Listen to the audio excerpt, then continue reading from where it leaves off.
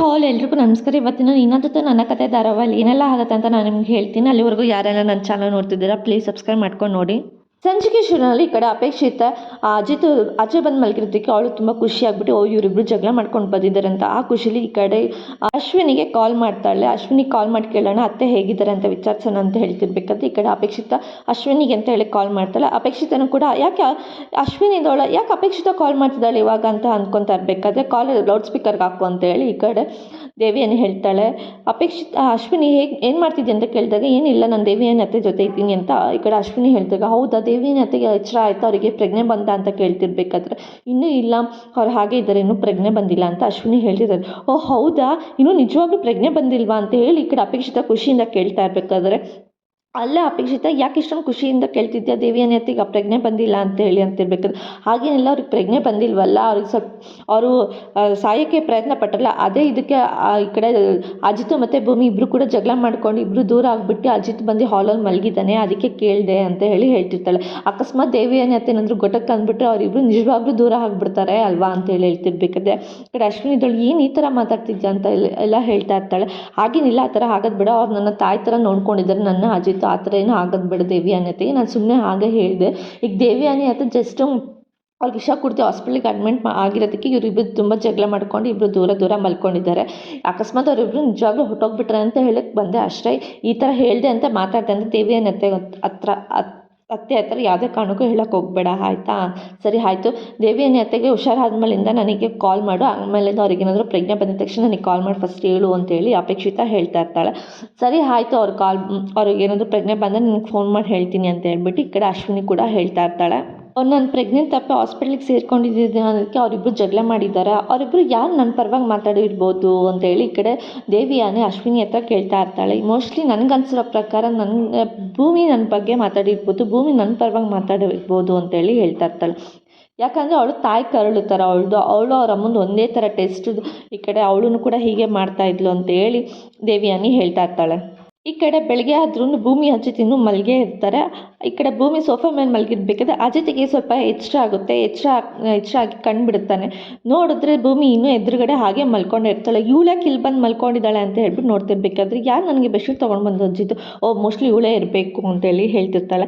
ಸರಿ ಆಯಿತು ಹೋಗಿ ಫ್ರೆಶ್ ಆಗಿ ಬರೋಣ ಅಂತ ಹೋಗೋ ಅಷ್ಟರಲ್ಲಿ ಹಿರಿ ಹಾಸ್ಪಿಟ್ಲಿಗೆ ಕಾಲ್ ಮಾಡಿ ಕೇಳೋಣ ಹೇಗಿದ್ದಾರೆ ಅಂತ ಕಾಲ್ ಮಾಡ್ತಾರೆ. ಸದಾನಂದ್ ಹೇಗಿದ್ದಾರೆ ಅತ್ತೆ ಅಂತ ಕೇಳ್ತಾರೆ. ಇನ್ನೂ ಪ್ರಜ್ಞೆ ಬಂದಿಲ್ಲ ಅಂದಾಗ ಇನ್ನೂ ಪ್ರಜ್ಞೆ ಬಂದಿಲ್ವಾ ಇಷ್ಟೊತ್ತಿಗೆ ಆಲ್ರೆಡಿ ಬರಬೇಕಿತ್ತಲ್ವಾ ಅಂತ ಹೇಳಿ ಅಂದ್ಕೊಳ್ತಾ ಇರ್ತಾನೆ ಮನಸ್ಸಲ್ಲಿ. ಇವಳು ಇನ್ನೂ ಮಲ್ಕೊಂಡಿದ್ದಾಳೆ. ಮನೆ ನೋಡಿದ್ರೆ ದೊಡ್ಡ ರಾಮಾಯಣ ಮಾಡ್ತಾರೆ. ಅಜ್ಜಿ ನೋಡಿದ್ರೆ ಇನ್ನೂ ಏನು ಡೌಟ್ ಬರುತ್ತೆ ನಮ್ಮ ಮೇಲೆ. ಇವಳು ಹೇಗಾದರೂ ಮಾಡಿ ಎಬ್ಬಿಸ್ಬೇಕು ಅಂತ ಹೇಳ್ಬಿಟ್ಟಿದ್ದು ಭೂಮಿನೇ ಎಬ್ಬಿಸೋಕ್ಕೆ ತುಂಬ ಪ್ರಯತ್ನ ಪಡ್ತಾಳೆ. ಅವಳು ಎದ್ದೊಳ್ತಿರಲಿಲ್ಲ. ಒಂದು ಕೆಲಸ ಏನು ಅಂದರೆ ಇವಳನ್ನ ಎತ್ಕೊಂಡೋಗಿ ರೂಮಿಗೆ ನಾನೇ ಹಾಕ್ತೀನಿ ಅಂತ ಹೇಳ್ಬಿಟ್ಟು ಹೇಳ್ತಿರ್ಬೇಕಾದ್ರೆ ಅವಳಿಗೆ ಆವಾಗ ಇಷ್ಟ ಆಗುತ್ತೆ. ಸಾಹೇಬ್ರೆ ಏನು ಮಾಡ್ತಿದ್ದೀರಾ ನೀವು ಅಂತ ಹೇಳೋ ಅಷ್ಟರಲ್ಲಿ ಈ ಕಡೆ ಮನೋರೆಲ್ಲರೂ ಕೂಡ ಬರ್ತಾರೆ. ಅಜ್ಜಿ ಅಪೇಕ್ಷಿತ ಅವರಪ್ಪ ಎಲ್ಲರೂ ಕೂಡ ಬರ್ತಾರೆ. ಏನಿದ್ರು ರೊಮ್ಯಾಂಟಿಕ್ ಏನಿದ್ರು ರೂಮಲ್ಲಿ ಇಟ್ಕೊ ಇಲ್ಲಾಗಿ ಮಾಡ್ತಿದ್ಯಾ ಅಂತ ಹೇಳಿ ಕೇಳ್ತಿರ್ಬೇಕಾದ್ರೆ ಅಪೇಕ್ಷಿತಕ್ಕೆ ಡೌಟ್ ಬರುತ್ತೆ. ಇವರಿಬ್ಬರು ನಿನ್ನೆ ರಾತ್ರಿ ತನಕ ಕಿತ್ತಾಡ್ಕೊಂಡು ದೂರ ಮಲಗಿದ್ರು ಅಂಥದ್ದಲ್ಲಿ ಇಷ್ಟು ಬೇಗ ಒಂದಾಗ್ಬಿಟ್ರ ಅಂತೇಳಿ ಅನ್ಕೊತಾ ಇರಬೇಕಾದ್ರೆ ಅದಕ್ಕೆ ಮನೋರು ಕೇಳ್ತಿರ್ತಾರೆ ಯಾಕೆ ಇಲ್ಲಿ ಮಲಗಿದ್ರಿ ಅಂತ ಕೇಳ್ತಾರೆ. ಏನಿಲ್ಲ ಅವಳಿಗೆ ಸ್ವಲ್ಪ ತಲೆ ಸುತ್ತು ಬರ್ತಿತ್ತು ಅನ್ನೋಷ್ಟ ಸಂಗೀತ ಇದ್ದವಳು ತಲೆ ಸುತ್ತು ಬರ್ತಿತ್ತು ಹಂಗಾರೆ ವಾಮಿಟ್ ಆಗ್ತಿತ್ತು ಹಂಗಾರೆ ಇದಂದ್ರೆ ಗುಡ್ ನ್ಯೂಸ್ ಇದೆಯಾ ಅಂತ ಕೇಳ್ತಿರ್ಬೇಕಾದ್ರೆ 3 ತಿಂಗಳು ಪ್ರೆಗ್ನೆಂಟ್ ಆಗಿಬಿಡ್ತಾರಾ ಅಂತೇಳಿ ಈ ಕಡೆ ಅಪೇಕ್ಷಿತ ಕೇಳ್ತಾ ಇರ್ತಾಳೆ. ಅವರಿಬ್ಬರು ಸಂಬಂಧಕ್ಕೆ ನೀನು ಯಾಕೆ ಮಾತಾಡ್ತೀನಿ ನಿಂಗೆ ಬಾಯಿ ಮುಚ್ಕೊಂಡಿರೋದಕ್ಕಾಗಲ್ಲ ಅಂತೇಳಿ ಸಂಗೀತ ಕೂಡ ಅಪೇಕ್ಷಿತಿಗೆ ಬೈತಾ ಇರ್ತಾರೆ. ಸರಿ ಆಯಿತು ಹಾಗೇನಿಲ್ಲಮ್ಮ ನೀನು ಅಂದ್ಕೊಂಡಿದ್ದಾಗೆ ಸುಮ್ಮನೆ ಇರು ಅಂತ ಹೇಳ್ಬಿಟ್ಟು ಅಜಿತ್ ನಾನು ರೆಡಿ ಆಗಬೇಕು ಭೂಮಿ ನಾನು ಕರ್ಕೊಂಡು ಹೋಗ್ತೀನಿ ಅಂತ ಹೇಳ್ಬಿಟ್ಟು ಭೂಮಿನ ರೂಮಿಗೆ ಕರ್ಕೊಂಡು ಹೋಗ್ತಾನೆ.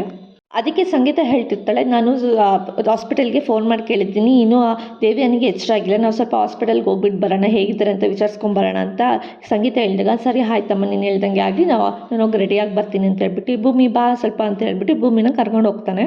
ಈ ಕಡೆ ಅಜಿತ್ ಒಬ್ಬನೇ ಬಂದುಬಿಟ್ಟು ದೇವಿಯನಿ ರೂಮಲ್ಲೇ ಫುಲ್ ಸರ್ಚ್ ಮಾಡ್ತಾ ಇರ್ತಾನೆ ಹುಡುಕ್ತಾ ಇರ್ತಾನೆ ಏನಾದರೂ ಕ್ಲೂ ಸಿಕ್ಕಿರ್ಬೋದಾ ಅಂತ ಹೇಳ್ಬಿಟ್ಟು ಅವನು ಕೂಡ ತುಂಬ ಹುಡುಕ್ತಾ ಇರ್ತಾನೆ. ದೇವಿ ಏನತ್ತೆ ಹಿಂಗೆ ಭೂಮಿ ಬಂದು ಬಾಗಿಲು ತಟ್ಟಾಳೆ. ಭೂಮಿ ಯಾಕೆ ಬಂದಿದ್ದಾಳೆ ಇಲ್ಲಿಗೆ ಅಂತ ಹೇಳ್ಬಿಟ್ಟು ಬಂದಾಗ ಆವಾಗ ಅದೇ ಟೈಮ್ಗೆ ಸತ್ಯ ಹಾಗೂ ಭೂಮಿ ಇಬ್ಬರು ಕೂಡ ಬರ್ತಾರೆ. ಅಯ್ಯೋ ಸಾಹೇಬ್ರೆ ನೀವು ಇಲ್ಲೇನು ಮಾಡ್ತಿದ್ದೀರಿ ನೀವು ದೇವಿಯನಿ ಅತ್ತೆ ರೂಮ್ನ ಹುಡುಕ್ತಾ ಇದ್ರೆ ಅಜ್ಜಿ ಗೊತ್ತಾದರೆ ತುಂಬ ತಪ್ಪು ತಿಳ್ಕೊತಾರೆ ಅಂತ ಹೇಳ್ತಿರ್ಬೇಕಾದ್ರೆ ಹಾಗಲ್ಲ ಇದು ನೋಡು ವಿಷದ ಬಾಟ್ಲು ಇಲ್ಲಿದೆ ಅಂತೇಳಿ ಅಂತಿರ್ತಾರೆ.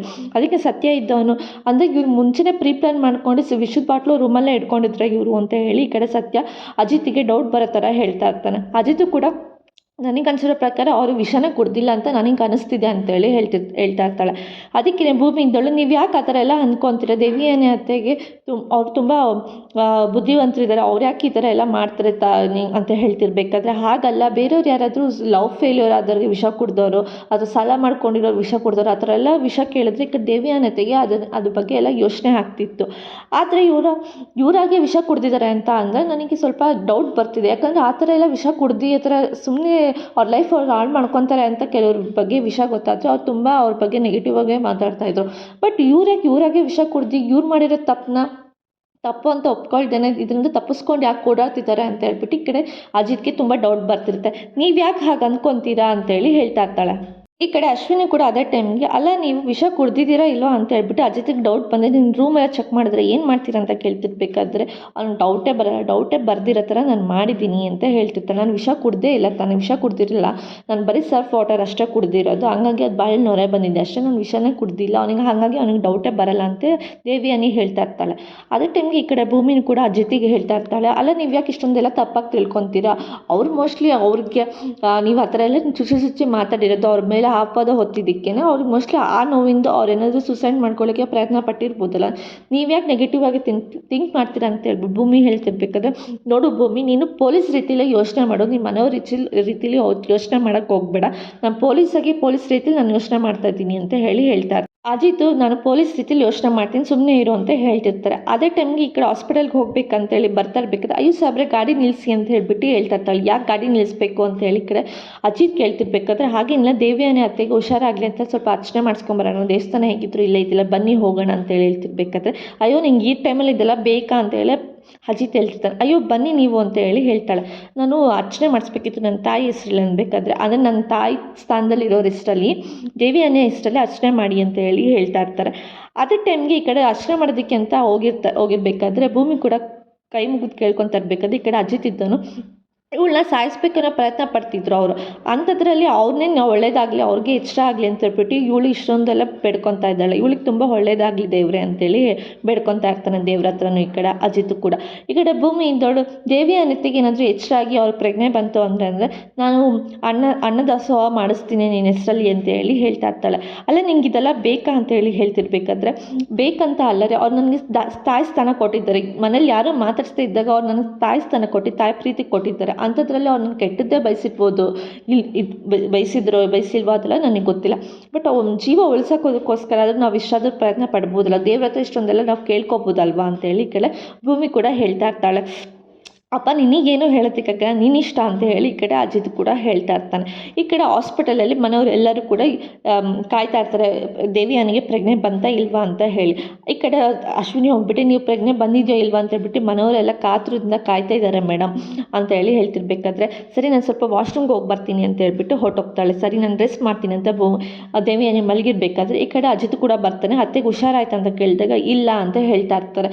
ಅಪ್ಪ ಮತ್ತು ಮಾವ ಎಲ್ಲಿ ಅಂತ ಕೇಳಿದಾಗ ಅವ್ರು ಸ್ವಲ್ಪ ಡಾಕ್ಟರ್ ಹತ್ರ ಹೋಗಿದ್ದಾರೆ ಅಂತ ಹೇಳಿ ಈ ಕಡೆ ಸಂಗೀತ ಹೇಳ್ತಿರ್ಬೇಕಾದ್ರೆ, ಭೂಮಿ ಇಂದಳು ನಾನು ದೇವಿಯನ ಹೆಸರಲ್ಲಿ ಅರ್ಚನೆ ಮಾಡಿಸ್ಕೊಂಬತ್ತೀನಿ, ಕುಂಕುಮ ಇಟ್ಬಿಟ್ಟು ಬರ್ತೀನಿ ಅಂತ ಹೇಳ್ತಿರ್ಬೇಕಾದ್ರೆ ಆ ಅಜ್ಜಿ ಇದ್ದವರು ಆ ಥರ ಏನೂ ಬೇಡ ಅಮ್ಮ, ಇವಾಗಿಂದ ನಿನ್ನಿಂದ ಇವಾಗ ಆಗಿರೋದೇ ದೊಡ್ಡ ಸಾಕು, ಇವಾಗ ಇದೆಲ್ಲ ಬೇಡ ಅಂತ ಹೇಳ್ತಿರ್ಬೇಕಾದ್ರೆ ಅವಳಿಗೆ ಇಷ್ಟ ಬಂದಿದ್ದು ಅವಳು ಮಾಡ್ಕೊತಾಳೆ. ಯಾಕಮ್ಮ ನಿನಗೆಲ್ಲ ಮಾತಾಡ್ತೀನಿ ಅಂತ ಹೇಳ್ಬಿಟ್ಟು ಸಂಗೀತ ಇದ್ದವಳು ಹೋಗಿ ಭೂಮಿ ನೀನು ಹೋಗ್ಬಿಟ್ಟು ಅರ್ಚನೆ ಮಾಡಿರೋ ಕುಂಕುಮನ ಅವಳಿಗೆ ಇಟ್ಬಿಟ್ಟು ಬಾ ಅಂತ ಹೇಳ್ಬಿಟ್ಟು ಭೂಮಿನ ಒಳಗೆ ಕಳಿಸ್ತಾಳೆ.